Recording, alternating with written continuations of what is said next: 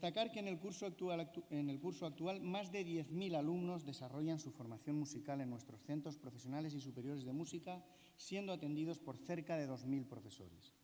Se ha experimentado un importante aumento tanto de alumnado como de profesorado. En el 2003 los alumnos eran 8.606 y en el 2010 los alumnos son 10.100. Por tanto, el incremento de alumnado en estos años, prácticamente en estos 7 años, 8 años, ha sido del 17,3%.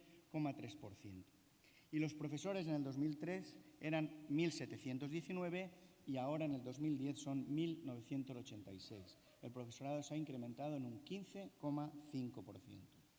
Les anuncio a ustedes que la Consellería de Educación va a autorizar a partir del curso académico 2011-2012 que las materias comunes y las de modalidad de la vía específica del Bachillerato de Artes Escénicas, Música y Danza se puedan impartir y cursar en los conservatorios de música.